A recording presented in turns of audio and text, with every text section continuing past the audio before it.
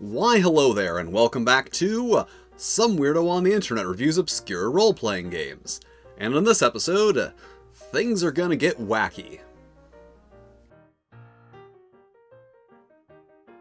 Toon, the cartoon role-playing game, was released in 1984 by Steve Jackson Games and is a cartoon role-playing game. Which, when you consider the fact that role-playing games are largely a set of rules to govern the actions of characters, and cartoon characters generally don't follow any kind of logical rules, makes this kind of a tall order. But let's get into it and see how well they manage to do that thing. The first step in character creation is to figure out what sort of thing we will be. As in the wacky world of cartoons, you could be anything. A rabbit, a robot, an ape, a toaster, even some kind of weird hairless ape. But let's just keep with funny animals and make an alligator.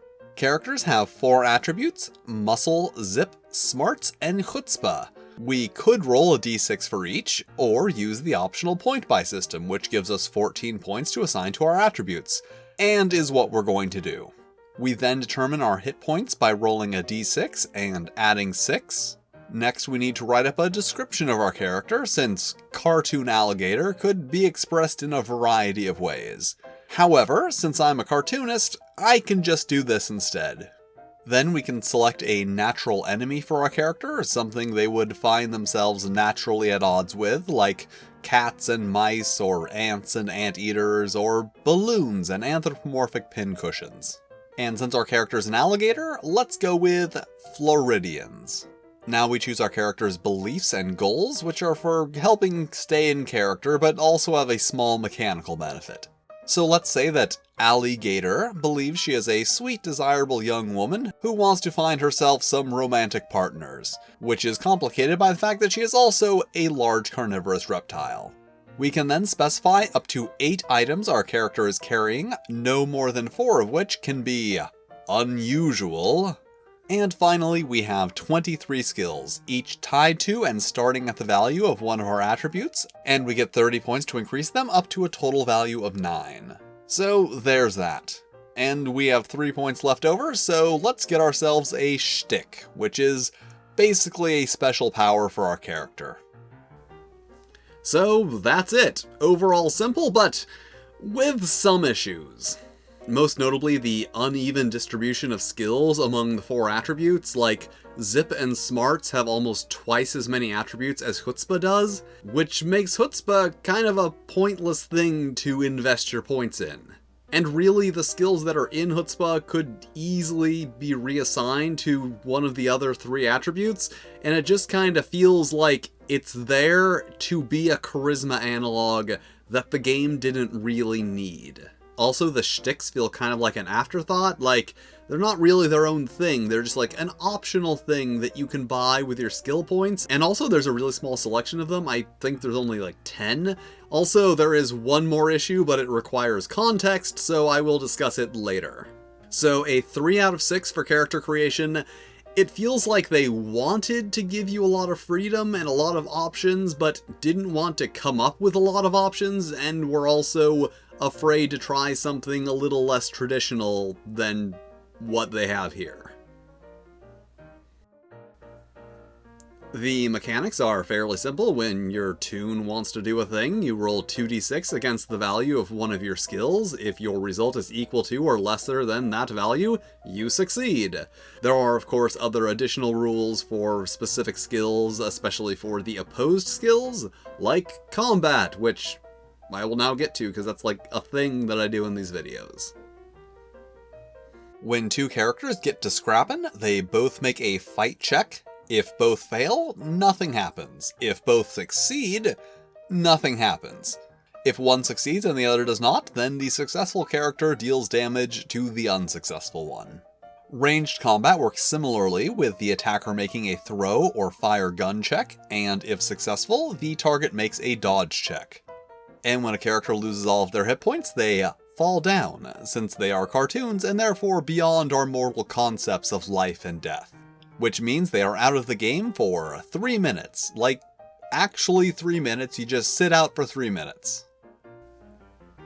And that is pretty much it. The mechanics themselves aren't really all that interesting, but they do at least go through the effort of trying to apply them to the loose connection between cause and effect that exists in cartoons. Like, you know, when a cartoon character walks off a cliff, but then they don't fall until they realize they've walked off the cliff. There are rules for that in this game. They're not good rules, but, you know, they made an effort. Players also receive plot points, which can be used to increase their skills and shticks and are rewarded for achieving goals in-game, but also for doing, like, especially funny or interesting things, especially when those things are particularly dangerous and or in line with the character's goals and beliefs, so it's a little way of encouraging players to play in line with their character and also, you know, do wacky cartoon things even when they're very stupid things to do. Also, a result of 2 on a skill check is an automatic success, which is worth mentioning because, picking back up from character creation, your skills can be 1, so there's no mechanical benefit to increasing a skill from 1 to 2, other than it being 1 point closer to increasing it to 3. So a 3 out of 6 for mechanics. It is fine, okay, good for what they were doing. However, it does feel a bit like what they were doing was trying to turn a role-playing game into cartoons instead of turning cartoons into a role-playing game. So, as previously mentioned, there is a pretty lackluster selection of shticks and just character options overall. There is like 4 adventures in the book and 2 random tables, so that's something.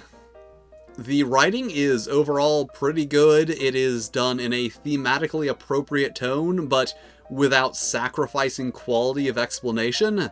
It can also seem a bit over-explained and hand-holdy at times, but I recognize that that isn't for me. That's for some kid in 1984 who may very well be picking up their first ever role-playing game. So a 2 out of 3 for content. They give you some stuff. There could be less. There could definitely be a lot more, but there could be less. And also a 2 out of 3 for writing. It is humorously written, but also explained very well.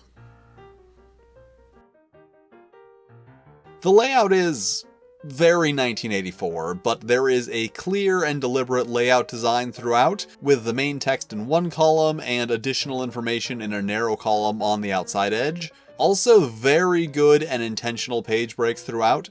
I do have one slight issue, and that is the use of 3 different text sizes. The text on the intro page of each chapter is a bit larger than the main body text, and the text in the sidebars is a bit smaller. So 4 out of 6 for presentation. It is an average but very deliberate layout design with some cute illustrations. However, the text size thing does bother me a little bit. And that was Toon, the Cartoon Role-Playing Game, an attempt at replicating the wacky world of cartoons in the form of a role-playing game, and it is okay. Honestly, it doesn't really feel like it has the quick-paced action or over-the-top zaniness of the specific era of cartoons that seems to be their focus. And as I said, it does feel a bit like they started with role-playing game and tried to incorporate aspects of cartoons, rather than starting with cartoons and trying to adapt those concepts into a role-playing game. Also, you may have noticed I changed my rating system again. I realized I was giving out way too many 3 out of 5s when things were average, so being out of 6 is going to force me to consider whether something is good average or bad average. And thank you for watching. If you enjoyed this video, make sure to hit all of the lovely buttons, like, subscribe, etc., and feel free to suggest games for me to check out down in the comments. And I will see you next time.